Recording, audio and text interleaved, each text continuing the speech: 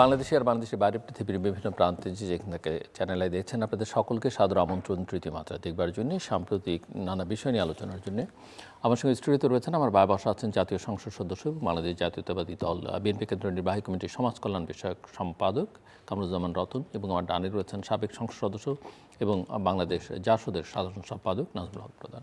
স্বাগত আপনাদের দুজনকেই তৃতীয় মাত্রায়। মিস্টার কামরুজ্জামান রতন, আপনাদের সরকারের মেয়াদ 6 মাস পূরণ হলো, তো একটু আমরা বুঝতে চাই যে জনগণের সামনে এখন কি বলবেন, যে 6 মাসে কি দিলেন আমাদেরকে, দেশবাসীকে, সাফল্য কোথায়, ব্যর্থতা কোথায়, যদি আত্মসমালোচনা করতে চান সেটাও করতে পারেন। আমাদের রাজনৈতিক যখন আমরা বেড়ে উঠেছি সংগ্রামের কাফেলায়, তখন এই প্রধান ভাইরা আমাদেরকে লিড দিয়েছে, যদিও আদর্শগতভাবে অন্য দল করেছেন, বাট ওনাদের যে কন্টেম্পোরারি যারাই ছিলেন সবার সাথে আমাদের সখ্যতা ছিল। তো প্রধান ভাইয়ের কাছ থেকে আমাদের কি ভুল ত্রুটিগুলো আছে, আর যেটা সঠিক বললেন না বাড়িয়ে বললেন, বা আমাদের গভর্নমেন্টের সমালোচনা করার জন্য উনি আসছেন, সেই প্রস্তুতির পরে আমি বলি কিন্তু আমার প্রারম্ভিক যে আমরা তো সূচনা করেছি, আমাদের কিছু নির্দিষ্ট আমাদের এজেন্ডা ছিল। সেখানে জনকল্যাণের জন্য জনাব তারেক রহমান উনি যখন বিদেশ ছিলেন তখনই ওনার একটা দুদিকে ওনার কাজ করেছেন। একদিকে হলো যে স্বৈর শাসক ফেসিস্টকে কীভাবে পরাভূত করা যায়, সেইখানে ওনার একটা কর্মপরিকল্পনা যা ইতিমধ্যে সাকসেস হয়েছে, জাতি এটা সবাইকে নিয়ে আমাদের যে সফলতাটা, সেই সফলতারও আমরাও একটা অংশীজন। তারেক রহমান বিদেশ থেকে সেটা লিড দিয়েছে, এটা আজকে সর্বজন স্বীকৃত। পরবর্তীতে জনগণের প্রত্যক্ষ ভোটে উনি বাংলাদেশের রাষ্ট্রের দায়িত্ব পেয়েছেন।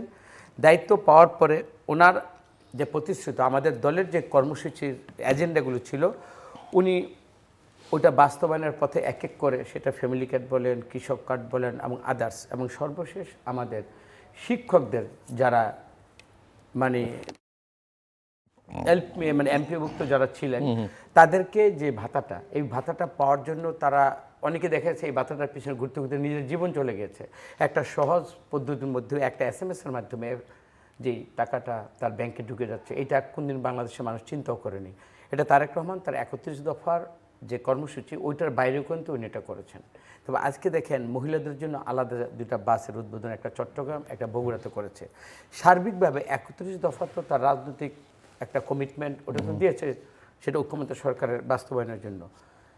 কিন্তু তারপরেও এখন যেই সমস্যাটা 6 মাসের মধ্যে উনি এবং আমরা জাতি যেটা ফেস করতেছে, সেটা গ্যাস, বিদ্যুৎ, এই যে এই সমস্যাটা, এইটা কেন?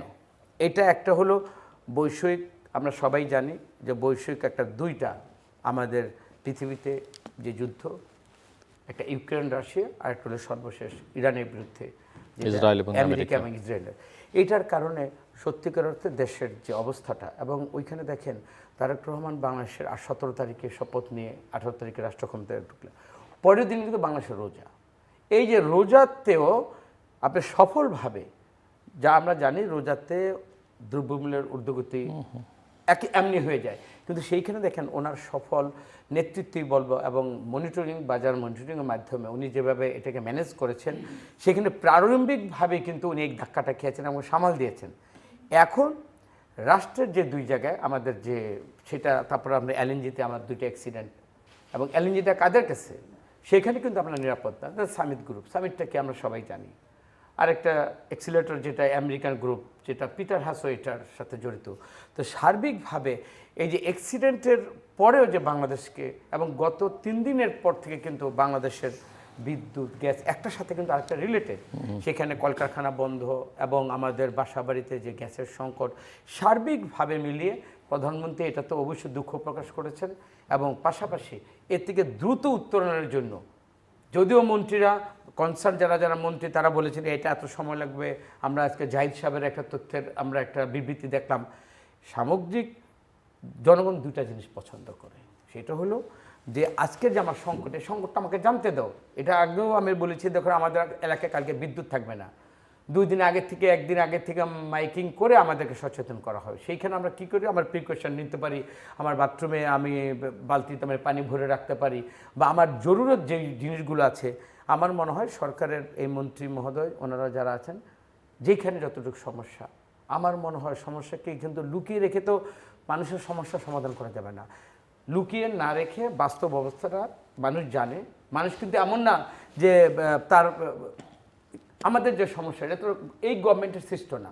মানুষ জানতে চায় যে কোথায় সমস্যাটা কতদিন, কিভাবে আমরা এটা সামাল দিব, এরকম একটা সুস্পষ্ট কিন্তু তারাও কিন্তু একটা ধারণা এই সরকারের কাছ থেকে, এই মন্ত্রণালয়ের কাছ থেকে চায়। আমরা মনে করি ওই মন্ত্রী মহোদয়কে সার্বিক পরিস্থিতিটা ওনারা যেন জানান দিয়ে রাখেন এবং এটাকে সামাল দিয়ে আমি কতদিন আমি এটাকে টেনে নিব এবং টেনে নিতে আমার আরও কী কী ডিফিকাল্টিসগুলো আছে, আমার মনে হয় সব কিছু সত্য এবং সরলভাবে মানুষকে বোঝানোটাই আমাদের এখন কাজ। মিস্টার নাজমুল হক প্রধান। বিষয় হচ্ছে যে আমরা একসঙ্গে তো লড়াই সংগ্রাম সেই ছাত্র রাজনীতি থেকে ভালো লাগছে যে প্রচুর ওই সময়ের শুধু আন্দোলনের যারা ছিলেন ক্যাম্পাসে ছাত্ররা ওরা এমপি হয়ে আসছেন। আমরা যেমন রতনকে এমপি হওয়ার পরে প্রথম এই টকশোর মধ্যে, এর আগেও টকশো করেছি, অভিনন্দন জানাচ্ছি এমপি হওয়ার জন্য, যদিও দেরি। কথা আছে late is better than never, তাই না? আরও আগে এমপি হওয়া দরকার। আপনারা সবসময় বড় ভাই। একটা বিষয় হচ্ছে যে আমাদের দেশে আসলে একটা ডেমোক্রেটিক গভর্নমেন্টের, নির্বাচিত গভর্নমেন্টের মানে যুক্তিযুক্তভাবে কাজ করতে পারে না, তার বাধাগুলি কী কী। আমি যদি সংক্ষেপে বলি, ফার্স্ট যে গভর্নমেন্ট, পতিত যে স্বৈরাচার যে গভর্নমেন্ট, আমি দেখেছি এই গভর্নমেন্ট টোটাল পার্টিটাকে আমলাদের কাছে বন্ধক দিয়ে দিছিল। ইভেন কি একটা ডিসি তো বলতো যে বরিশাল ডিসি বলতো যে আমার আন্ডারে 7টা এমপি, এবং পুলিশ রাজনৈতিক প্রোগ্রামটাকে পুলিশ আইন শৃঙ্খলা রক্ষা করে। পুলিশ যদি রাজনৈতিক প্রোগ্রাম কন্ট্রোল করতে যায়, তাই না, এত মুশকিল, যেটা আওয়ামী লীগের সময় অফিস দখল মতো হয়ে গেছে। ইদানিংও কিন্তু ওই প্রবণতা লক্ষ্য করা যাচ্ছে। আমি লক্ষ্য করেছি যে যেদিন জুলাই সনদ, যেদিন জাদুঘর খুললো, সেদিন একটা ওইখানটায় কিছু রিজেনমেন্ট ক্ষোভ টোপ প্রকাশ হয়েছে। হ্যাঁ, সেখানটায় পুলিশ আইজি সাহেব পার্সোনালি, আমিও চিনি, উনিও চিনে, তাই না, উনি বলতেছিল স্যার খালি করবো নাকি, হোম মিনিস্টার সাহেব অ্যালাউ করে নাই, উনি পলিটিক্যালি ডিল করতে, ইটস গুড, ভালো। কিন্তু এই যে টেন্ডেন্সিটা হচ্ছে মানে প্রশাসনের আইন শৃঙ্খলা রক্ষাকারী বাহিনী, আমলা, এরা যদি মনে করে যে আমাকে রাজনীতি কন্ট্রোল করতে হবে, তাই না, তাহলে কিন্তু সরকারের পক্ষে একটা ভালো সিদ্ধান্ত ভালোভাবে কার্যকর করা অসম্ভব হয়ে যায়।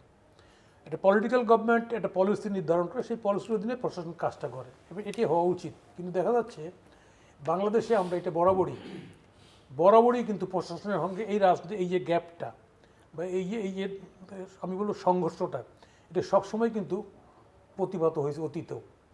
বর্তমান সময় নতুন একটা গভর্নমেন্ট আসছে, এই গভর্নমেন্ট 2/3 মেজরিটি নিয়ে আসছে। বিএনপি অ্যাজ এ পার্টি নতুন না, এটা আগের থেকে বহু পুরনো পার্টি, আগের থেকে সরকারে একাধিকবার ক্ষমতাসীন ছিল, এবং দল পরিচালনা করার ক্ষেত্রে, দেশ পরিচালনার ক্ষেত্রে সফলতা আছে, নেই তার বলবো না, রাজনৈতিকভাবে আছে। হ্যাঁ, কিছু থার্ড ওয়ার্ল্ড কান্ট্রিতে কিছু হয়। বর্তমান সময় আমি যেটা মনে করছি সেটা হচ্ছে যে এখানটায় এই প্রশাসনটাকে পরিচালনা করতে বিএনপির একটু মানে একই টোনে নাই, একই টিউনে নাই। কারণ পুলিশ যে ব্যবহারে অভ্যস্ত হয়ে গেছে বিগত 17 বছর, যে রাজনৈতিকভাবে খবরদারি করার, তাই না, সেই জায়গাটায় কিন্তু এখনও রয়ে গেছে। যার কারণে আমি বলছি যদি এইগুলি যদি ডিল করতে যদি সরকার যদি হেজিটেশন ফিল করে, তাই না, তাহলে কিন্তু আপনারা বলছেন যে পুলিশ আগের জায়গায় ফেরত এসছে। আমরা তো শুনেছিলাম যে মেন্টালি পুলিশের তো মরাল এক ধরনের মেন্টালি জায়গায় ফেরত আসছে, যে অপোজিশনকে, তাই না, কীভাবে হ্যারাস করা, কী করা যায়, এগুলো ফেরত আসছে। আমি ইন আ নাটশেল যেটা বলতে চাই সেটা হচ্ছে যে বর্তমান সময়টা আমাদের দেশে অসংখ্য সমস্যা আছে আমাদের দেশে, এটা ঠিক।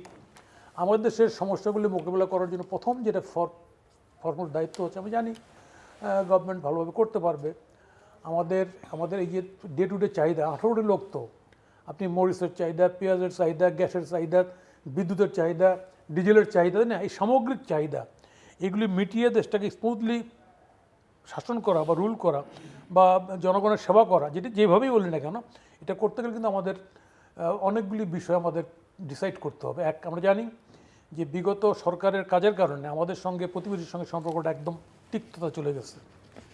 এই সরকার নির্বাচিত হয়ে আসছে, এই সরকারে এটাকে ঠিক করতে হবে, মেরামত করতে হবে এটাকে। দ্বিতীয় বিষয় হচ্ছে আমাদের প্রশাসনটাকেও, বিগত সরকার এই যে পুলিশ প্রশাসন বলেন আর সিভিল প্রশাসন বলেন, এই প্রশাসনগুলিকেও একদম দুমড়ায় মুচড়াই দিচ্ছে। ইভেন কি আপনার হাইকোর্ট থেকে শুরু করে সমস্ত জায়গায় এটা অস্বাভাবিকতা ছিল। তাহলে এই গভর্নমেন্টের এখন বোঝা উচিত যে আমাদের এই কাজগুলি কিন্তু এত ইজি কাজ না, এটা ধীশক্তি দিয়ে এটাকে অ্যাসেস করে কাজগুলি করতে হবে প্রশাসন পরিচালনার ক্ষেত্রে।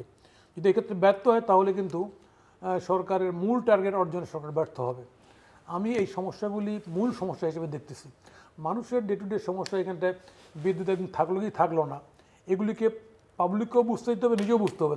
এখন ওই যে হুইপ সাহেব বলে ফেললেন, দেখলাম ইতে আসছে, হ্যাঁ যে ইন্ডিয়ায় সব গ্যাস পাচার করে দিচ্ছে, হ্যাঁ ঈদ থেকে হুইপ বলছেন এরকম একটা কথা, এটা হ্যাবিট ট্রল হচ্ছে এই কথাটা। তো ফলে এই ধরনের কথাবার্তা বলো, বা ওই যে এর আগের আওয়ামী লীগের হোম মিনিস্টার ছিল এটা ধাক্কা ঝোঁকায় দিয়ে ফেলে দিচ্ছে, সমস্যা হইতে পারে, কারণ হাজারো সমস্যার সংকুল এই দেশটা। তারপরে বিগত সময় মারাত্মক একটা টার্মোইল গেছে এখানটায়। তো সেই জায়গায় দাঁড়ায় আপনার পার্লামেন্টে যে দলটা আছে, বিরোধী দল যে আছে এবং সরকারি দল যে আছে, এই দল একই দিন একই টোনে রাজনীতি করছে, কিন্তু সরকারি দল বিরোধী দলের রাজনৈতিক ফর্মে হয় নাই। ফলে এই ক্ষেত্রে এটাকেও হ্যান্ডেল করার ক্ষেত্রে সরকারের কষাস দৃষ্টি নিতে হবে, কারণ বিরোধী দল তো মনেই করছে তারা ক্ষমতায় চলেই গেছিল এবং তার বই প্রকাশ ওনারা দেখিয়েছেন। তাহলে আমি এই সামগ্রিক বিষয়গুলি মিলিয়ে বর্তমান সরকারের শুধুমাত্র ডে টু ডে ওয়ার্ক ছাড়া নিজেদের যে রাজনৈতিক যে আলোচনাটা বা তাদের থিঙ্ক ট্যাঙ্ক যেটা বলেন না কেন, এই আলোচনাটা আমার ধারণা সরকারের মধ্যে কম হচ্ছে। সরকারের উচিত হবে নিজে প্রধানমন্ত্রী মহোদয় যেটা বলতেছে, বাকি যারা আছেন রাজনীতি না, সেল করে হোক কীভাবে হোক, এটা আলোচনাটা কন্টিনিউ করে হাউ এগুলি হ্যান্ডেল করবে। ডে টু ডে প্রচুর সমস্যা আসবে। এমনিটা রাজনৈতিক দল চালাতেই প্রচুর সমস্যা হয়, সেখানে একটা দেশ চালাতে। আর আমাদের মধ্যে এই দেশটা যেটা সমস্যা, এত সমস্যা পেরিয়ে আজকে এই জায়গায় এসছে। ফলে আমি আশা করছি বিএনপি যেহেতু একটা প্রাচীন পার্টি, ওই ধারাটা রয়ে গেছে, ফলে নিশ্চয়ই এই সংকটটা মোকাবেলা করে সামনের দিকে এগোতে পারবে, এটা আমি আশা করি। আর তরুণ নেতৃত্ব যেভাবে বিএনপি এবার গেছে প্রচুর, যদিও অনেক মন্ত্রীটা আমি চিনতে পারছি না, কিন্তু আমি অ্যাজ এ হোল আমার ধারণা ছাত্র রাজনীতির কারণে বিএনপির প্রত্যেকটা এমপির যারা ছাত্র রাজনীতি করছে আমার চেনা জানা শোনা, তারাও আমাকে চেনে। তো সেই হিসাবে আমার মনে হচ্ছে কিছু কিছু আছে নতুন থাকবে, সেটা হইতেই পারে। সেই হিসাবে এই সেট যারা মাঠে দীর্ঘদিন সংগ্রাম করছে, ওই একসাথে 9 বছর, তারপরে এই একদিন যারা ঘানি টানছে, আমার ধারণা তাদের চিন্তাটা দেশের মঙ্গলের জন্যই হবে। এবং যদি এই ফোর্সটাকে যদি অ্যাকোমোডেট করে বিএনপি তার ভবিষ্যৎ প্ল্যানিংটা করতে পারে, আমার ধারণা বাংলাদেশের রাজনীতি ভালো জায়গায় যাবে। রাজনীতির যে সহনশীলতা জায়গাটা, আমরা ইউনিভার্সিটিতে ছিলাম না, আমাদের সময় মারামারি হয়েছে, মুজিবুরের সময় মারামারি হয়েছে, কিন্তু মারামারির পরে আমরা একসঙ্গে অ্যাডজাস্ট করে একসঙ্গে থেকে রাজনীতি করছি টু টার্গেট অ্যাচিভ দেশকে সটাও। এই যে ঘটনাটা ঘটছে, তো এই শিক্ষাটা তো সারা বাংলাদেশের নেতাকর্মীরা আছে, তাদের অনেকেই এখন এবার এমপি হয়েছে। ফলে কেন তারা পারবে না? তারা ডেফিনেটলি তারা পারবে, এদেরকে স্পেসটা দিতে হবে। এই ক্ষেত্রে যেহেতু আমি আবারও বলবো, যেহেতু আমলাতন্ত্র একটা সমস্যা আমাদের দেশের, এই ব্যুরোক্রেসিটা তারা ভাবেই যে তারা হলো সুপ্রিয়র সার্ভিস। তো এই সুপ্রিয়র ভাবার কারণে সমাজ পরিচালনার ক্ষেত্রে তারা যেভাবে দেখে, নিশ্চয়ই রাজনীতি সেভাবে দেখে না। আমি একটা ছোট্ট উদাহরণ দিই। উদাহরণটা আমার অন্যভাবে নিয়েন না। BM আব্বাস সাহেব ছিলেন, উনি একটা লেখা পড়তেছিলাম, তো ওই ফারাক্কা চুক বঙ্গবন্ধু ইন্ডিয়া যাবে ফারাক্কা নিয়ে। তো উনি একবার বলছে যে কী আলোচনা একটু বসা উচিত আমাদের, বঙ্গবন্ধু পাত্তাই দেয়নি। পরে বলতে কেমনে বলি যে লোকটা কিছু প্রিপারেশন না নিয়ে যাচ্ছে ইন্দিরা গান্ধীর সঙ্গে ফারাক্কা চুক্তি করতে, এটা কীরকম ঘটনা? তো তুমি আর সেকেন্ড টাইম বলার আর সাহস করবে, বলে না যে খামাকা বিরক্ত হবে। তো গেছে ওইখানটায়, আলোচনা যখন বসছে তখন বঙ্গবন্ধু কয় যে মাননীয় মিসেস গান্ধী, আপনি এত 1 কোটি লোকের খাওয়াইছেন, আমারে পড়াইছেন, তাই না? এখন আমার দেশের লোক কি পানি হয়ে মরে যাবে? আপনি দেখবেন না এটা। ইন্দিরা গান্ধী তার সেক্রেটারিকে কয় যে ওই আলাপ করে সেটেল করো how it can be happen. আমি রাজনীতিটা তো এভাবেই দেখে, তাই না? অত মাত্র হয় না। বলে এই যে আমি একটা ধারণা বললাম, তাহলে এখন একটা ডিসি যদি মনে করে আমি তো সুপ্রিয়র পরীক্ষা দিই, আমি তো মেধায় যোগ্যতায়, আমি তো ড্রাফটিংয়ে, আমি তো মেধাবী লোক, তো ইজি এই মননের কারণে কিন্তু আপনার গ্যাপটা হয়ে যায়। ফলে আমি সেই কারণে মনে করছি যে সরকারি দলের প্রচুর নতুন মুখ এবার পার্লামেন্টে এমপি এসে দীর্ঘদিন লড়াইয়ের পরে, যদিও বয়স হয়ে গেছে সবারে, আজকে এই টিম যদি ঠিকভাবে কাজ করে, আমার ধারণা এই দেশের রাজনীতি একটা সহনশীল জায়গায় যাবে। আমরা আমাদের সমস্যাগুলো মোকাবিলা করতে পারবো। আমরা তো অপোজিশন রাজনীতি করি, অপোজিশন রাজনীতি করবোই, আমরা তো সরকারের সঙ্গে সুর মিলে কথা বলবো না। ভিন্নতা না থাকলে তো ডেমোক্রেসি কার্যকরীও হবে না। আজকে তাহলে আরেকটা ফ্যাসিস্ট আওয়ামী লীগের মতো হয়ে যাবে, যে আওয়ামী লীগ চাইছে যে কেউ না থাক, আমরাই থাকি। তো এই জায়গায় রাজনীতিটাকে নিয়ে গেলে সতর্ক থাকতে হবে বিএনপি, যাতে এই জায়গায় রাজনীতি না যায়।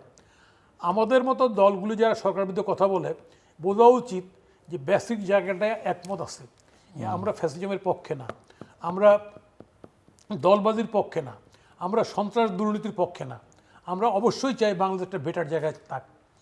তো সেই জায়গায় সেই স্বরের সঙ্গে স্বরটা মিললেই হচ্ছে অপোজিশন রাজনীতিকে স্পেসটা দেওয়া।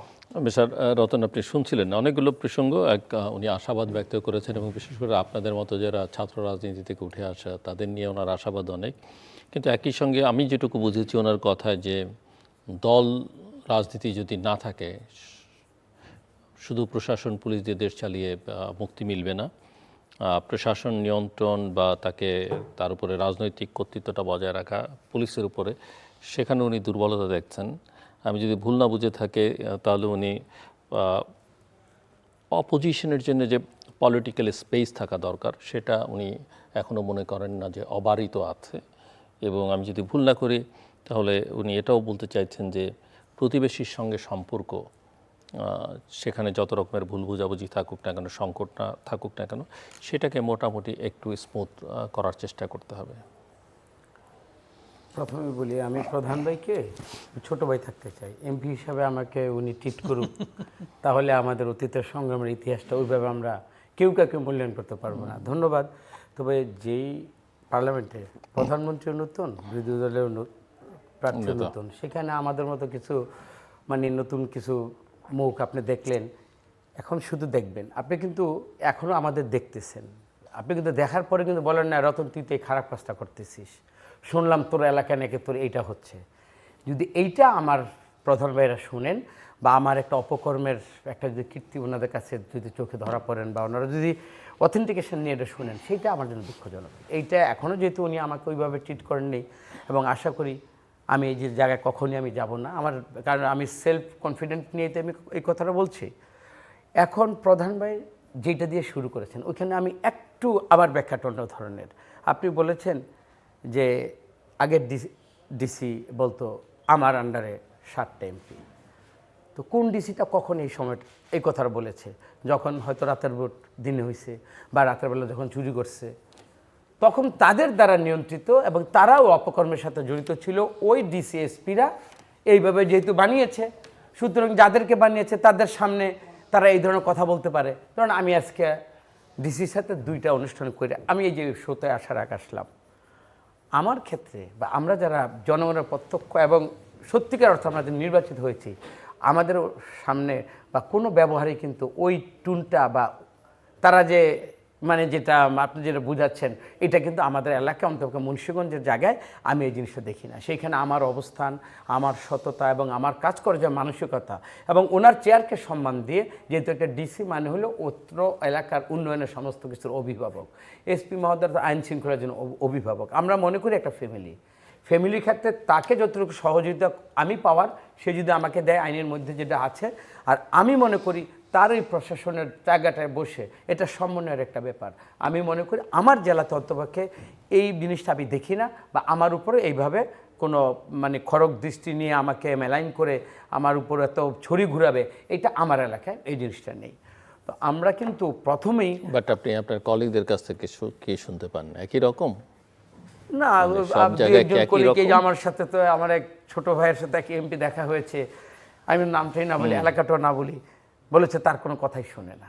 তাহলে হ্যাঁ, তখন আমার মাননীয় বলছেন, যাই হোক ওটা আমি আর আমাদের যেহেতু আমাদের ডিসকাশনের মধ্যে পার্লামেন্টারি মিটিংয়ে হয়েছে। তবে এতটুকু আমি বুঝি, যদি আমার অবস্থান থাকে, আমার সততা থাকে, যে কেউ ব্যক্তি, সেটা আমার বিরোধী দলের যদি কেউই হয়, ওই যে সত্যিকারের সমালোচনাটা যখন সে স্পেস পাবে। এবং আমি আরেকটা কথা বলি, আমার এলাকায় যখন আমি বিরোধী দলে ছিলাম, জেলার সেক্রেটারি প্রধান ভাই, আমি একটা বিরোধী দল হতে পারি, তা আমার কি ওই ডিসি বা এসপির আমার কি কখনো কি একটা জিনিস জানার জন্য ফেভার না, আমি একটা জানার জন্য তো তার কাছে আমি ফোন করতাম। অবশ্যই আমাকে 3 বছর ধরুন একটা ডিসি বা এসপি ছিল, আমার ফোনই ধরতো না, কি করব। আর ওদিনকে এই জুলাইয়ের একটা অনুষ্ঠানে আমার এলাকার যে এসপি, সেখানে জামাত ছিল, এনসিপি ছিল, সবাই ছিল, তাদের সামনে তারা বক্তব্য দিয়েছে। তা আমি বললাম, ওই বক্তব্য আমি বলেছি, this is the difference between fascist and Tarique Rahman. তো এই যে পরিবর্তনটা, তা আমি কি ওই এসপির উপর রাগ করেছি? হ্যাঁ, আপনি কেন বিরোধী দলের নেতার নাম নিলেন? তো এই যে আমিও কিন্তু মানসিকভাবে কিন্তু সবাইকে অ্যাকোমোডেট করে ছাড় দিয়ে এবং একসাথে যে উন্নয়ন এবং রাজনীতির যে ফেসিস্টকে তাড়াবার ব্যাপার, আমরা যেরকম সবাই ঐক্যবদ্ধ ছিলাম, তখন যেরকম আমি কোনো কালার আমি দেখিনি, কোনো রক্তের রং খুঁজিনি, কোনো ধর্মবর্ণ জাতিগতভাবে তো আমি কোনো বিভেদের মধ্যে যেহেতু ফ্যাসিস্টকে তাড়াতে আমি যখন বাস বিচারটা করি নাই, এখন আমার রাষ্ট্র আমার দায়িত্ব। তারেক রহমান সবাইকে একসাথে কাজ করতে নেয়ার মানসিকতা পোষণ করেছেন এবং সেখানে বলেছেন এই যে ক্রাইসিসগুলো পার্লামেন্টও আমি দেখেছি এবং পার্লামেন্টের পরে এখন ক্রাইসিসগুলোতে বলেছে আমার থেকে বেটার কোনো বিশ্লেষণ, বেটার কোনো যদি সুযোগ থেকে থাকে আপনাদের চিন্তা চেতনা বা কোনো সেগুলো আমাদেরকে আপনারা শেয়ার করেন, আমরা ওই আলোকে আমরা বাংলাদেশটাকে চালাতে আমরা আগ্রহী। এই মানুষটাকে কষ্ট পাক যখন একটা প্রধানমন্ত্রী সরি বলেন, তার মানে অপারগ, উনি তো ওইখানে তো ইগনোর করে তার একটা মান কিন্তু বলেন নাই না আমি প্রধানমন্ত্রী এইটা কোনো সমস্যা না, এইভাবে তো উনি বলেননি। ও বলেছে যে আমি চেষ্টা করে যাচ্ছি এবং বলেছে 5 থেকে 7 দিনের মধ্যে। আপনি দেখেন গ্র্যাজুয়ালি কিন্তু আমাদের 3 দিনের মধ্যে কিন্তু অনেকটা উন্নতি হয়েছে। আর রাষ্ট্রীয়ভাবে যখন কিছু আওয়ামী লীগের ফেসিস্ট কাদেরকে ফ্যাসিলিটেট করতে বারবার একই কথা, যেহেতু ওইটাই সত্য, চিনি সত্য, এটা আমি সবসময় চিনি সত্য মধু সত্য মানে আমার মিষ্টি, এটা আমার বলতেই হবে। আপনি এই বসুন্ধরা বলেন, সামিট বলেন, যাদেরকে ফ্যাসিলিটেট করেছে এবং এই যে সালমান এফ রহমানকে, ওদেরকে নিঃস্বার্থভাবে এবং কম দামে গ্যাস দিতে গিয়ে গ্যাস উত্তোলন করেন নাই। বিদেশ থেকে এলএনজির মাধ্যমে আপনি নগদ টাকা খাবেন, তাদেরকে আপনি নিজের গ্যাস আপনি উত্তোলনের জন্য আপনি কোনো চেষ্টা করলেন না। ধার করে আপনি এগুলো আনছেন, বেশি দামে আপনি তাদেরকে ফ্যাসিলিটি করে ওইখান থেকে আপনি কমিশন খাইছেন, লক্ষ হাজার কোটি টাকা বিদেশ চলে গেছে। আজকে বাংলাদেশে ক্রাইসিসটা পড়বে না কেন? আপনি দেখেন যেই দেশে লক্ষ হাজার কোটি টাকা নিয়ে গেছে এবং এখানে এখন ক্রাইসিস মোকাবেলা যেভাবে করবার চেষ্টা হচ্ছে সেটা ঠিক আছে না, এখন তো চেষ্টা করে যাচ্ছে। আপনি এই আমি তো বললাম যে কয়েকদিন আগে এমপিভুক্তদের 2000 কোটি টাকা দিলেন, এটা আমাদের ওই যে 31 দফাতে কিন্তু এটা ছিল না। তার মানেটা কি?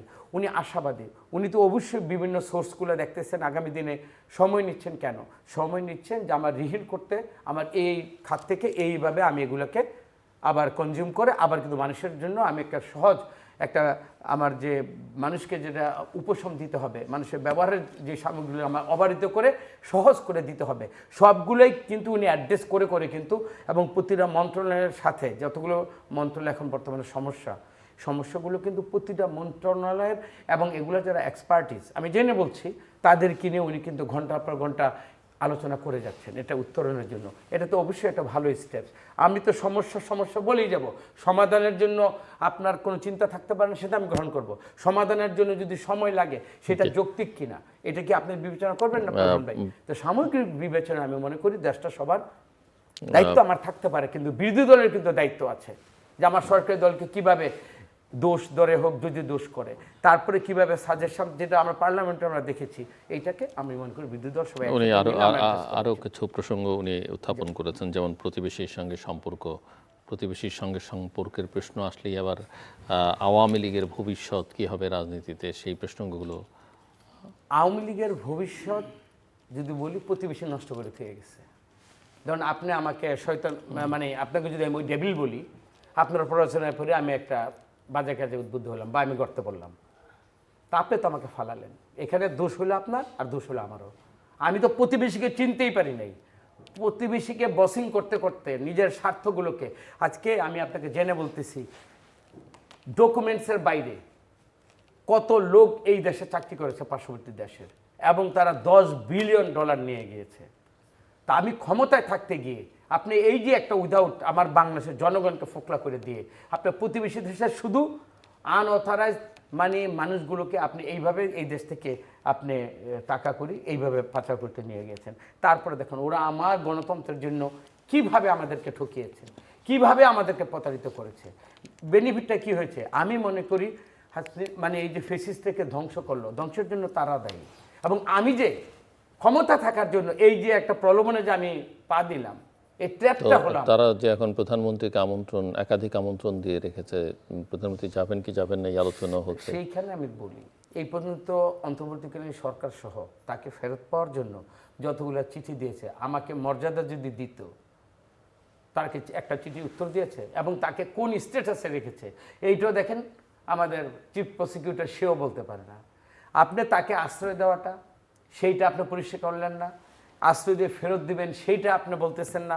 তবে আমার মাননীয় তারেক রহমান এক জায়গায় স্ট্যান্ড নিয়েছেন। আপনি দেখেন যে দুতিয়ালি যেটা হলো, এই দুতিয়ালির মধ্যে থেকে সর্বোচ্চ লোকগুলো কিন্তু আসলো, এই 3 জন ব্যক্তির জৈন যেটা আসলো এটা তো কেউ জানে না যে রয়ের চিফ, এবং এইখানে আমার যে ইন্ডিয়ান যে আমার যে হাই কমিশনার, হ্যাঁ হাই কমিশনার, উনি 2 দেশে গেলেন। যাওয়ার পর এখনো কি কোনো বার্তা সঠিক আমরা বার্তা পেয়েছি? সেইখানে তারেক রহমান তার ধীরতা, 2টা জিনিসকে আমি যতটুকু জানি অনেক স্বার্থ সংশ্লিষ্ট বিষয়গুলোকে উনি সামনে এনেছেন, যে আমি যাব আলোচনা করব, এগুলো তো আলোচনায় আসবে, এগুলার ভবিষ্যৎ কি, এইটা একটা কিন্তু বার্তা কিন্তু নিয়েই কিন্তু ওইখানে গিয়ে মোদির কাছে আপনার ওখানে গিয়েছে। তো এইটার একটা কিন্তু ফলাফল আমরা দেখতে পাবো যদি যায়। তারপরে ওখানে আসেন এই যে ফেসিস্টকে কীভাবে ফেরত দিবে, এইটা নিশ্চয়ই আলোচনা আসবে, কারণ বাংলাদেশের প্রধানমন্ত্রী যেতে পারে, আসার পর তো ওনাকে এই প্রশ্নটা সাংবাদিক আপনারা করবেন, তো এইটার একটা উত্তর নিশ্চয়ই তারা প্রমাণ এটা তো না। তারপরে ওসমান হাদিম তার যে হত্যাকারী ওইখানে অ্যারেস্ট, তাদেরকে কিভাবে কোন প্রসেসে ফেরত দিবে। অনেকে বলে কি কেন হচ্ছে না, কেন আমরা জানি অনুপ চিটাকে এই দেশ থেকে আপনার জেলখানা থেকে বের করে বাংলাদেশ দিয়েছে না, এক্সাম্পল কি নেই?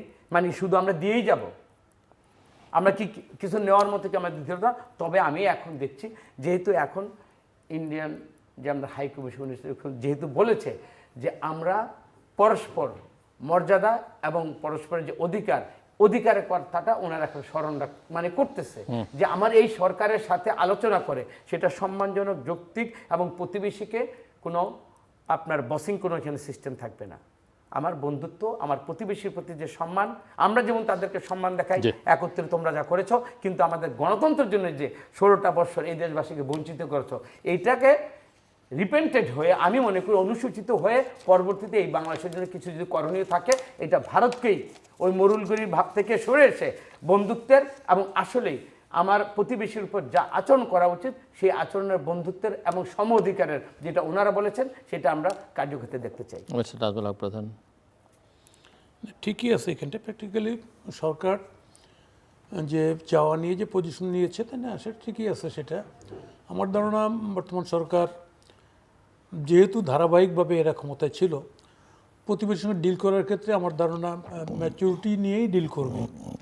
কোনটা করলে ভালো হবে, কোনটা করলে খারাপ হবে, সেটা সরকার বোঝার মতো সক্ষমতা সরকারের আছে। ফলে এই ক্ষেত্রে কোনো সাজেশন নেই আমার, তাই না, যে সরকার ঠিক করছে না, ওটা করছে না, তাই না, এরকম নেই। তবে আমি চাই, আমরা চাই, যেহেতু গভর্নমেন্ট বলছে policy Bangladesh first, Bangladesh first হিসাবেই প্রতিবেশীর সঙ্গে সম্পর্কটা যত দ্রুত সম্ভব এটা কী বলা যায় শেষ করা।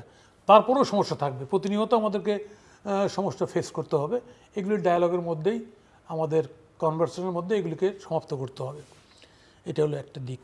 অন্যদিক যেটা, সেটা হচ্ছে যে আমরা বাংলাদেশে বর্তমান সময়ে মানে একটা দুর্ভাগ্যের বিষয় হচ্ছে যে যেটা হচ্ছে যে ধরেন আমি কথাটা তুলছি এইভাবে, অনেকে কথাটাকে ঠিকভাবে নেন না। যেমন ধরেন আওয়ামী লীগের সময় যে পার্লামেন্ট, সেই পার্লামেন্টে কিন্তু বিএনপি জামাত অ্যাবসেন্ট ছিল, আর বিএনপি যে ইলেকশনে গেল সেখানে বিএনপিকে 6 সিট ধরিয়ে দেওয়া হলো। কথা বলছেন? আবার এই যে পার্লামেন্ট, এই পার্লামেন্ট কিন্তু ব্যাপক একটা ফোর্স কিন্তু অ্যাবসেন্ট হয়ে আছে। এখন বলতে পারেন রতন, আমি একটা জিনিস যেমন বলি, পৃথিবীতে বিপ্লবের মডেল পৃথিবীতে যেমন ধরেন একটা আপনি রুশ বিপ্লব, যেটাকে সোভিয়েত বিপ্লব বলি, রুশ বিপ্লব, আর ইউরোপের যে বিপ্লব রেনেসা, সাম্যমূর্তি, স্বাধীনতা, ফ্রান্স রেভলিউশন, তাই না, সেটা গণতন্ত্রের জন্য লেজেসফেয়ার, আমাকে স্বাধীনভাবে থাকতে দাও, তাই না, সেটা আরেকটা বিপ্লব আছে পৃথিবীতে, যেটাকে প্রথম কেউ বলছিল ইসলামী বিপ্লব, অথবা এরপরে খমেনি বিপ্লব, অথবা শিয়া বিপ্লব, যেটা ইরান। আর বাকি যতগুলি অভ্যুত্থান বিপ্লব, হ্যাঁ ফ্যাসিজম ছিল, টোটালিটারিয়ান তত্ত্বের জনক ছিল মুসোলিনি, হিটলার ছিল, কিন্তু এরপরও ওইখানে যে সরকার ব্যবস্থা, এগুলো পতনের পরে যেটা আসছে, তাই না, সেটা হচ্ছে ডেমোক্রেসি। একটা হচ্ছে যে আমি এখানটায় বাংলাদেশে, আমি বর্তমান সরকারকে, আমি আমার বন্ধু বলি, ছোটো ভাই বলি, আমি রতন যেহেতু অ্যাক্টিভ ছিল, একটা হচ্ছে যে অভ্যুত্থানটা হলো এখানটায়, এটা কি কোনো খমেনির মতো বিপ্লব অথবা রুশ বিপ্লবের মতো বিপ্লব কিনা? যেমন ধরেন ওখানে স্টালিনের অভিযোগ আছে 30 লাখ কুলাক যোদ্ধাকে হত্যা করে ফেলছিল সে, মারাত্মক। ইভেন কি মাও সেতুং কালচারাল রেভলিউশন নামে ইয়ংদের দিয়ে, তাই না, অনেক সিনিয়র, সেখানটাও ঘটনা, চীনের খবর তো বাইরে আসতে অনেক ঘটনা ঘটেছে, যেটা সমালোচনা এখনও আছে। ইরানের খমেনি বিপ্লব হওয়ার পরে ইরানেও কিন্তু আপনি এই বনি সাধারণের মতো লোক, লিবারেল লোকরা কিন্তু এসেছিল গভর্নমেন্টে, আস্তে আস্তে সব কিন্তু কচুকাটো হয়ে একদম কট্টর মোল্লাতন্ত্র ক্ষমতা দখল করছে। বাংলাদেশে এই কথাটা আসতেছে এখানটায়। এই যে আমি কি করলাম এখানটায়, এখানটায় কি ককটেল ডেমোক্রেসি ককটেল ডেমোক্রেসি কীরকম, মানে রেভলিউশনটা হলো, আন্দোলনটা হলো, হওয়ার পরে যে ফোর্সটাকে আমি পরাস্ত করলাম আন্দোলনের মধ্যে, সেই ফোর্সটাকে নির্বাচনের মধ্যে পরাস্ত করলে কিন্তু আমি একটা রাজনৈতিক জায়গা তৈরি করতে পারতাম। কিন্তু সেটা না করে এই যে ব্যান্ডের পলিসি, ব্যান্ড করে নিষিদ্ধ করে আমি কোন বিপ্লবটা সম্পন্ন করতে চাই এখানটায়, কি রুশ বিপ্লব না খোমেনি বিপ্লব, না আমি সাম্যমৈত্রী স্বাধীনতার যে স্লোগান, রেনেসার যে স্লোগান, সেটা এই জায়গাটা ডিসাইড করতে হবে গভর্নমেন্ট যদি ডেমোক্রেসি মেন করে। আর যদি হ্যাঁ আপনি বলতে পারেন যে যুবকরা নতুনরা অনেক কথা বলতেই পারে যুবকরা, ওদের এই কথা বলাই, এটা আমরা যুবক ছিলাম আমরাও কথা বলেছি, কিন্তু বাট রিয়েলিটিটা কী, সেই রিয়েলিটিটা করেই কিন্তু আমাকে যে আন্দোলন গণ অভ্যুত্থানটা হয়ে গেলো বা বিপ্লব হয়ে গেলো, এই বিপ্লবের পরবর্তী কাজে ঠিক করতে হবে। আমি এখন গভর্নমেন্ট, আমাকে দায়িত্ব নিয়ে কাজটা করতে হবে। আমি একটা উদাহরণ দিই, ব্যাকে যাই যদি হিস্ট্রিক্যালি, দেখেন জিয়ার সময় অসংখ্য সমস্যা ছিল, অসংখ্য। এখানটায় আমাদের মতো বিভিন্ন বাহিনীর কাছে অস্ত্র ছিল, ওইদিকে কাদরিয়া বাহিনী ছিল, আপনি আর্মির মধ্যে অভ্যুত্থান ছিল। উনি লোকটা ক্ষমতায় নিয়ে তারা কত দ্রুত হানা ভোট করে, আমরা জেল থেকে ছাড়া পাচ্ছি দেখেন, হ্যাঁ দ্রুত হানা ভোট করে উনি একটা রাজনৈতিক ফর্মে ফেলে দিলেন, এবং সেখানটায় বাকশালও আওয়ামী লীগ ক্ষমতায় আসলো, বামপন্থী তোহা সাহেবও ঢুকলো, আওয়ামী লীগ মুসলিম ঢুকলো। তো এই যে একটা রাজনৈতিক প্রক্রিয়ার মধ্যে ফেলে দিলেন দেশটাকে, এই কাজটা কিন্তু 75-এর এইরকম পট পরিবর্তন, হ্যাঁ ওই রকম মাস নামে নেই, কিন্তু ওখানে তো পট পরিবর্তন হয়েছে, মারামারি হয়েছে, খুনাখুনি হয়েছে, জেল বাদ জানে কিছু, ফলে এখানকার থেকে ওটা কম না, কিন্তু লোক হয়তো কম মরছে। তাহলে আজকে এই জায়গাটায় আমি একটা পলিটিক্যাল লাইনে ফেলতে পারলাম নেশনটাকে, সমস্যাটা জিয়ে রাখলাম। এবং এই যে প্রতিহিংসার রাজনীতি, এটাতে কিন্তু ডেমোক্রেসি, এটা দিয়ে একটা সুস্থ, ওনারা তো বলছেন ওনারা প্রতিহিংসার রাজনীতি করতে চান না। যত কথাই বলুক, এই কথা বললে প্র্যাকটিক্যালি হচ্ছে এইটা। আমি ছোট্ট একটা কথা বলি, আমরা একটা ভিন্ন পার্টি করি, আমরা এই আন্দোলনে মারাত্মক, আমরা 16 সালে ইউনূস সাহেবের সঙ্গে সম্পর্ক ছিন্ন করে বেরিয়ে গেছি। আমরা 15ই আগস্ট পালন করুক একটা সমিতি, হ্যাঁ বঙ্গবন্ধু, তখন থেকে করি আমরা, আবার যাই না 32-এ, আমরা এখানটায় অফিসে একটা মালা দেই, আমরা এবারও সেই প্রোগ্রাম দিই। আমরা ইভেন কি ইউনূস সাহেবের সঙ্গেও মালা দিছি, ইউনূস সাহেব কেটে মালা দিছি। পুলিশ এসে আপনারা করতে পারবেন না সকালে, তো আমি ভাই প্রোগ্রাম তো বিকালে, ফোন করছে আমাকে, প্রোগ্রাম তো বিকালে পাশে, এখনই আসছেন কেন, না আপনাদেরকে জানানোর জন্য, বিকালে 5টার প্রোগ্রাম, আপনি আপনার বসদের জানেন যে বিকালে প্রোগ্রামটা, বলছে কনসিকুয়েন্স ফেস করুন। তখন আমি একটু টেম্পটেড, আমি you please talk to your bosses, will go for programme. তারপরে প্রোগ্রামে শুধু তারা আসে নাই, আরও বড় কথা আসছে, পুলিশ আসছে, ইভেন কি মব করার জন্য লোকও নিয়ে আসছে, তাই আমাদের অফিস দখল করে রাখছে। এটা আওয়ামী লীগ তো এই কাজ করছে, তো আওয়ামী লীগ তো বিএনপির অফিসে গিয়ে ক্রাইম সিন বলে লোক পুলিশ ঢুকাই দিচ্ছে। Is that the attitude of government, elected government? পরে করতে পারেননি না, করতে পারি না, শুধু না, আবার ভয় দেখাচ্ছে ওইখানটা, বলছে বাইরে কিন্তু লোক ঘোরাঘুরি করছে, নিয়ে আসছে এখানে লোক, ওরা পুলিশ নিয়ে আসছে লোক। এই যে ছোট ঘটনা, কিন্তু যেখানটা গভর্নমেন্ট হাজারো সমস্যা, তার মধ্যে আরেকটা সমস্যা তৈরি কেন করতেছে, বুঝে হোক না বুঝে হোক করতেছে, অথবা বেশি অনুগত্য করতেছে। আমি সেই কারণেই বলছি এই বিষয়গুলি, এবং শুধু তাই না, টেনান্ট যিনি ভাড়াটে যাদের ভাড়াটে আমরা আছে, ওনাকে বলছে ওদের ভাড়া ক্যান্সেল করে দাও, তখন ফোন করছে প্রেসিডেন্ট আম্বিয়া ভাইকে, যে ভাই এরকম ভাড়া ক্যান্সেল করতে বলতেছে, আপনার প্রোগ্রাম বন্ধ করেন। তা আমি তো ঠিক আছে, সকালে তো আমি বলছি ঠিক আছে প্রোগ্রাম করবো না। এই যে ঘটনাটা দেখেন, ভাড়া বন্ধ করে দাও, ওর জন্য প্রেশার করতেছে কমিশনার সাহেব। What is this? Mister Kamruzzaman Ratan, what is this? ভাই তো অভিযোগ করবেই, সেটা সত্যতা কতটুকু ওটা আমরা যাচাই করতে হবে, জনগণ যাচাই করুক। এবং জনগণের কাছে যে আমাদের দায়বদ্ধতাটা, এটা আমরা সবসময় সচেতনভাবে আমরা স্মরণ রাখছি। সমালোচনাটা করা সহজ, কিন্তু দায়িত্ব পেয়ে এটার এক্সিকিউশনের জন্য যে আমাদের যে, ভাই তো বললেন যে আমাদের অতীত অভিজ্ঞতা তো আমাদের বর্ণাঢ্য। জিয়াউর রহমান আপনি কি মনে করেন উনি যে বর্ণনাটা দিলেন সেই বর্ণনাটা সঠিক? আমি বড় ভাই তো আমি বলতে পারবো না যে সর্ববিহ মিথ্যা। ওনার একটা স্পেকুলেশন, অনুমান নির্ভর কথাগুলোকে, এবং উনি চিন্তা করতেছে যে আমরা এই জায়গায় যেতে পারি বা সরকার এইভাবে চলছে।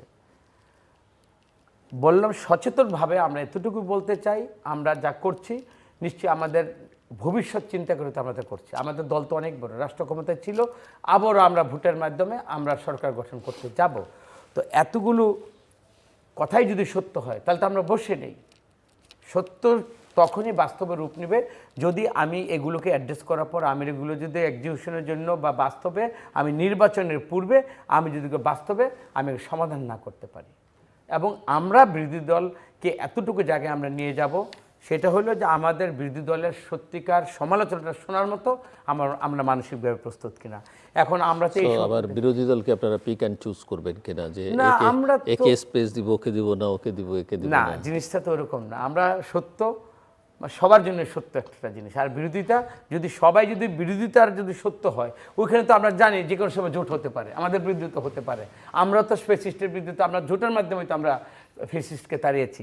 সুতরাং আশঙ্কার জায়গাটা আমরা খুবই সচেতন। এবং তারেক রহমান তার প্রতিটা স্টেপ দেখেন, সে কিন্তু অতীত অভিজ্ঞতা, অতীত পরিণতি সবসময় সে স্মরণ রেখে রেখে কিন্তু তার যা সামর্থ্যের মধ্যে আছে সবচেয়ে বেস্ট এফোর্টটা দিয়ে কিন্তু উনি চেষ্টা করে যাচ্ছেন। আগের সেই দাম্ভিকতা বলেন, মানে আমি সব কথার মধ্যে একটাই কথা, মানে অত আমি ডিটেলসে আমি যাব না, যে উনি অতীতকে ওনার সামনে রেখেছেন, পিছনে উনি পলায়ন পর একটা মানে রাষ্ট্র কিভাবে দেশ ছেড়ে চলে যেতে হয় সব কিছু ওনার মাথায় আছে। তো সুতরাং প্রশ্ন হচ্ছে, ওনার একার মাথায় থাকলে হবে, বা ওনার মন্ত্রীবর্গ, আপনারা যারা সংসদ সদস্য আছেন, দলের নেতাকর্মীরা, শীর্ষ নেতারা, তৃণমূলের নেতারা, এবং সেই সঙ্গে এই যে প্রশাসন, হয়তো ওনার কথা যদি সঠিক হয় সেটা গ্রহণযোগ্য না। এখন গ্রহণযোগ্য হলে আপনি হয়তো দায় এড়াতে পারবেন যে আমরা তো জানি না, বা সব জায়গায় হয় না, বা অতি উৎসাহী কেউ করেছে। কিন্তু এই যে ওনার যেই প্রধানমন্ত্রীর যেই চেষ্টা, সেটা তো ট্রান্সমিটেড হতে হবে সর্বত্র। আদারওয়াইজ একজন ব্যক্তি তো আসলে পুরো দেশে সব কিছু বদলে ফেলতে পারবেন না। পারবেন কি? আপনারাই তো বলেন মাঝে মাঝে শুনেছি যে মাথায় পছন্দ হলে তো সবটাই পছন্দ। কথা ঠিক। তো যেহেতু আপনাদের কথায় তারেক রহমান কিন্তু শুধু আপনার মাথার ব্রেইন ঠিক মতো কাজ করছে, কিন্তু শরীরের বাকি না, কোনোটা কাজ করছে না। আমি এতটুকু বুঝি, যেহেতু ওনার মাথা সঠিক, ওনার জাজমেন্ট সঠিক, এবং পিক অ্যান্ড চুজের কোনো ব্যাপার নেই। তো উনি দেখবেন আমার কাজটাকে, ওনার যে ইনফরমেশনগুলো বাংলাদেশের বাইরে থেকে, এটা বাংলাদেশের কনটেক্সটে বলি, আমি ওই খোমেনি ইরানের দিকে আমি যাব না, বাংলাদেশের উনি প্রথম যে একটা সরকারকে বাইরে থেকে সাংগঠনিকভাবে এত বিপর্যস্ত অবস্থা থেকে টেনে নিয়ে সরকারকে সঠিকভাবে জনগণের প্রত্যাশিত ভোট দিয়ে নির্বাচিত করার যেহেতু আল্লাহ তাআলা অভিজ্ঞতা উনি দেখিয়েছেন, বাকিটাও ইনশাল্লাহ উনি পারবেন। এবং ওনার মাথা থেকে যেরকম যে জিনিসগুলো প্ল্যানিংগুলো যারা বেরোচ্ছে, আমি মনে করি ওনার মাথায় যদি মনে করেন ঠিক থাকে, ধরুন আমার ব্যাপারে আমার শরীরে এই জায়গাটা একটা পছন্দ রয়েছে, বা আমি এই জায়গাটা অপকর্ম করে এটাকে আমি একটা ব্যাড শেপে নিয়ে গিয়েছি, তখন ওই মস্তিষ্ক প্রসূত যে সুধারণাটা আছে, এবং ওনার যা করা দরকার আমার ওই অঙ্গটাকে উনি কেটে ফেলবেন। এবং এই অঙ্গ কেটে ফেলতে যদি উনি দেরি করেন বা কাউকে যদি ওই সুযোগটা দেন, সেইখানে আমি প্রধান ভাইয়ের কথাগুলোকে আমলে নেব। তা আমি জানি ওনার সচেতনতা এবং অতীত থেকে এবং ভবিষ্যতের যে প্ল্যানিংগুলো উনি, যেটা একটা সভ্য সমাজের থেকে উনি ওইখানে দেখে আসছেন করে 17 বছর, আপনি এটা কম সময় না। উনি ওইখানে বসে বসে তো বিভিন্ন অভিজ্ঞতার আলোকে তো বাংলাদেশ চালাবেন, এই ধরনের একটা প্ল্যান নিয়ে তো সেখানে আসছেন। তা আপনি দেখেন উনি একটা কার্ড দিতে গিয়েছেন, আমরা কি এখানে শুনে কিসের কার্ড, প্ল্যান এইটা নিয়ে যখন মানে একটা ব্যঙ্গাত্মক করে, আই হ্যাভ এ প্ল্যান, মানে ব্যাড সেন্সে এটাকে একটা ব্যঙ্গাত্মক ভাবে, আরে বাবা আমি রাষ্ট্র চালাবো, আমার প্ল্যান থাকবে না? তো এইটাকে আমি কি করছি, প্ল্যানটা যদি তোমার যদি ওটা সঠিক না হয় সে তখন তুমি সমালোচনা করো। সুতরাং একটা মানুষের ডিজাইন থাকবে, অবশ্যই তার ওনার প্ল্যান নিয়ে আসছেন, এবং এইটা এক্সিকিউশনের ক্ষেত্রে কাকে কাকে দিয়ে রান করাবেন এটা ওনার দায়িত্ব। প্রধান আর কোথাও ত্রুটি বিচ্যুতি, আর কোথাও কারেকশন দরকার? বলার তো বলে ফেলছি, সেটা হচ্ছে যে এখন বর্তমান সময়ে আমাদের এই যে প্ল্যান আছে, ভালো কথা, আমরাও বুঝি প্ল্যান ডেফিনেটলি আছে। আমার কথা হচ্ছে যে যেগুলি সংকট দেশে ইতিমধ্যেই আছে, যেগুলি সেই সংকটগুলি মোকাবেলা করার জন্য গভর্নমেন্টকে দ্রুত তার এটা দেখাইতে হবে আর কি। এক্ষেত্রে আমি যেটা মনে করছি সেটা হচ্ছে যে আপনাদের টিউনিং গভর্নমেন্টের, মানে সেন্টার টু পেরিফেরি, কেন্দ্র থেকে প্রান্ত, যেমন শেখ হাসিনা যেটা বলতো ওই গ্রামের কর্মী আওয়ামী লীগ ওইটাই বলতো, রাইট হোক রং হোক, কথা বলছে না। আমি আপনাদের মধ্যে এটা ঘাটতি দেখতেছি, এটা দলের প্র্যাকটিক্যাল আপনারা বলছেন না সবাই, হ্যাঁ, কিন্তু প্র্যাকটিক্যালি পেপার পত্রিকা দেখে আমার মনে হচ্ছে যে না, ঠিক মতো ঠিক লাইনে পড়তেছে না, কথাবার্তা আছে না, একটা শাসন করার একটা, সেই ক্ষেত্রে অপোজিশন যে কথাগুলি বলতেছে এগুলি বাজার পাচ্ছে, যদিও খুব হালকা কথা বলতেছে অপোজিশন। বর্তমান সময়ে বাজার পাচ্ছে। তারা এই কিছুদিন আগে যে এই যে এনসিপির মুভমেন্ট, এই যে পদযাত্রা বলে, সেখানটাও আপনার বিএনপির পক্ষ থেকে এই যে লাঠিবাজি করার যে টেন্ডেন্সি অতীতে ছিল, এটা হয়েছে, এটা ঠিক হয় নাই মনে করি আমি। এটা হয় নাই, এতে ক্ষতিগ্রস্ত হয়েছে। ফলে সেই জায়গাগুলি বিএনপি এখনও ঠিক করতে পারছে এটা আমি মনে করি না। তো সেগুলি পরিষ্কার হওয়া উচিত। আর আরেকটা বিষয় হচ্ছে, আমাদের দেশের সমস্যা তো থাকবেই। হ্যাঁ, সেই সমস্যা মোকাবেলা করার জন্য প্রতি মুহূর্তে এটা গভর্নমেন্টকে খুব সেন্সিটিভ থাকতে হবে, যাতে ওই পঞ্চগড়ের সিমটি কাটলে যাতে ঢাকায় টের পায় আর কি। এইটা যদি পায় তাহলে গভর্নমেন্ট আমার ধারণা মোকাবেলা করতে পারবে। আমার এই কথাই আর কি, তেমন কোনো কথা নেই সরকার বিষয়ে। এমনি আপনি তো যেহেতু গ্রামে গঞ্জে সারা দেশেরই খবর রাখেন, সাধারণ মানুষ কতখানি সন্তুষ্ট এই 6 মাসে, কি মনে হচ্ছে? না, মানুষ এক্সপেক্ট করছে গভর্নমেন্ট করতে পারছে না, এটা মানুষ মনে করে। কিন্তু মানুষ চায় গভর্নমেন্ট করুক। গভর্নমেন্ট করতে পারতেছে না, এটা বাজেট টাজেট গেলেই বোঝা যায়। এমনি মুদ্রাস্ফীতি হয়েছে, প্রাইস হাইক হয়েছে, আপনি জানেন ইতিমধ্যে। সমস্ত কিছু দাম বেড়ে গেছে, মাছ থেকে শুরু করে বাজারের পত্রে কিছু দাম বাড়ছে। ফলে ন্যাচারালি, যদিও রোজার মধ্যেও দাম স্থিতিশীল ছিল, এক্ষেত্রে পাবলিক একটু অসন্তুষ্ট। আমরা শেষ করবো, আপনি কি আর কিছু যোগ করবেন? না, আমি আর যোগ করতে চাই না, আমার এই কথাই। তবে আমি রতনকে একটা কথাই বলবো, সেটা হচ্ছে যে মানে এটা একটা জিনিস সবারই সতর্ক থাকা উচিত, সেটা হচ্ছে পচা শামুকে পা কাটে। এটা কিন্তু বহুত প্রাচীন প্রবাদ, বহুত প্রাচীন। সেই জায়গাটা সতর্ক থাকলে আমার ধারণা পা কাটতে কেউ পারবে না, আমরা স্মুথলি চলতে পারবো।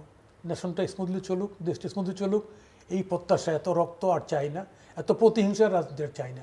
আমরা চাই একটা সহনশীল ডেমোক্রেসিক রাজনীতি বাংলাদেশেও। যেটা প্রধানভাবে বলছিলেন, যেটা আমাদের হবিগঞ্জে বা অন্য দু একটা জায়গায় হয়েছে, এটা বিএনপির প্ল্যানিং। ভাই বললেন বিএনপির প্ল্যানিং। যদি বিএনপির প্ল্যানিং হতো, তাহলে আমি একটা অঞ্চলের রাজনীতি করি, ওই মেসেজটা তো আমার কাছেও যেত। সেন্ট্রালে যদি একটা ধাক্কা খায়, বা এখানে যদি একটা ওয়েব তৈরি হয়, যেটা সেন্ট্রাল প্রোগ্রাম হলে তো ওইটা তো আমার এখানে গিয়েও তো কুলে আশ্রয় পড়বে, যেহেতু ওইটা ওই অঞ্চলের এবং ওই ব্যক্তির একটা সমস্যা। এটা সেন্ট্রাল, এবং সেন্ট্রাল কখনোই তাকে উৎসাহিত করে নাই, এবং ওই ধরনের প্ল্যান তারা কমানের নেই।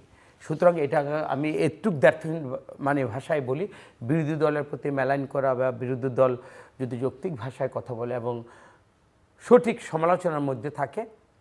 আজ পর্যন্ত দেখেন তো যতগুলি হয়েছে, এই অন্তর্বর্তীকালীন সরকারের সময় 200 টাফ এজিটেশন হয়েছে। একেবারে করতে করতে তো একবারে তো ডক্টর ইউনূস সাহেবের ওইখানে গিয়েছিল, একটা লোকে কিন্তু ফায়ার ওপেন করেছে, পুলিশ করেনি। এই সরকার ওই মনোভাবের মধ্যে নেই, যতটুকু আমি আমার সরকারকে দেখি। সরকারের, কারণ আমরা তো এই সরকারের মনোভাবটার পরে কিন্তু আমার মনোভাবটা কিন্তু চেঞ্জ হবে। আমার এলাকার মানুষগুলোকে আমি কিভাবে, সেটা বিরোধী দলের হোক, আবার আমি যে এক্সাম্পল সেটা কিন্তু প্রথমে আমি বলছি না, কিন্তু মানুষের কিন্তু রুচিবোধেরও চেঞ্জ হয়েছে, সাহস নিয়ে কথা বলার আমার চেঞ্জ হয়েছে। আমার এই যে মোবাইল ফোন, আমি একটা যদি হই, সাথে সাথে আমার বিরুদ্ধে ট্রল হয়ে যাচ্ছে, আপনি কিভাবে আটকাবেন? তো এই যে এগুলো কিন্তু আমাদের কিন্তু সচেতন করে দিচ্ছে। আর এইটাকে যদি মোবাইলে ফেসবুকে কী লেখতো, এটা আমি দেখি না, এইভাবে যদি আপনি ইগনোর করেন, then there is a problem. আমি মনে করি এই জিনিসটা এটা হবে না।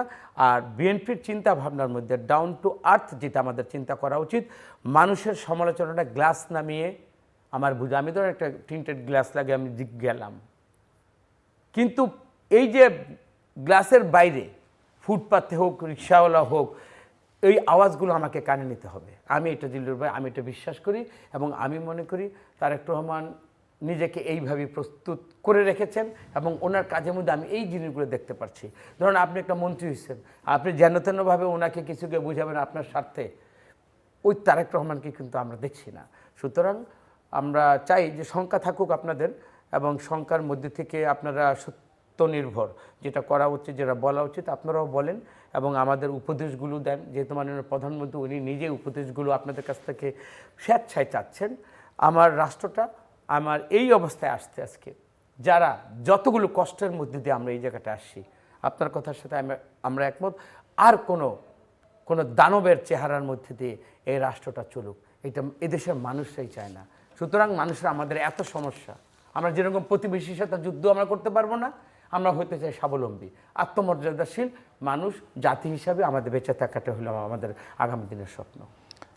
দর্শক অনুষ্ঠানের শেষ প্রান্তে আমরা সামাজিক যোগাযোগ মাধ্যম ফেসবুক, এক্স এবং ইউটিউবে তৃতীয় মাত্রা লাইভ স্ট্রিম হচ্ছে, আপনারা দেখতে পারেন। টেলিভিশন পর্দায় দেখতে না পারলে যে কোনো সময় যে কোনো স্থান থেকে ইউটিউবে তৃতীয় মাত্রা চ্যানেলটি সাবস্ক্রাইব করে পর্ব বা পুরোনো পর্বগুলো আপনারা দেখতে পারেন। মিস্টার নাজমুল হক প্রধান এবং মিস্টার কামরুজ্জামান রতন অসংখ্য ধন্যবাদ এই আলোচনা অংশ নেবার জন্যে। দর্শক 6 মাস পেরুলো সরকারের, কিন্তু এটা খুব বেশি সময় নয় যে পরিস্থিতিতে তারা যাত্রা শুরু করেছে। আবার বলা যাবে না খুব কম সময়, অ্যাটলিস্ট হানিমুন পিরিয়ড বলে যে কথাটা রাজনীতিতে প্রচলিত আছে সরকারের ক্ষেত্রে, সেটা তারা ইতিমধ্যেই শেষ করেছেন। মানুষ আসলে যে বিষয়গুলো দেখতে চাইবে, গভর্নেন্সটা ঠিক আছে কিনা, স্বচ্ছতাটা আছে কিনা, জবাবদিহিতাটা আছে কিনা, এবং উইনার্স টেক অল 2/3 আসনের যে ঝুঁকি, এটা ঝুঁকি বলাই ভালো, কারণ এর ফলাফল অধিকাংশ ক্ষেত্রেই খুব ভালো হয় না। আর সেই ঝুঁকিটা তারা নেবেন কি না, তারাই দেশে সব কিছু নিজেদের করে নেবেন কিনা, সব কিছু রাজনীতিকরণ করবেন কিনা, যোগ্য লোককে যোগ্য জায়গায় বসাবেন কিনা, স্বচ্ছতার মাধ্যমে তাদেরকে দায়িত্ব দিবেন কিনা, এই বিষয়গুলো অত্যন্ত গুরুত্বপূর্ণ।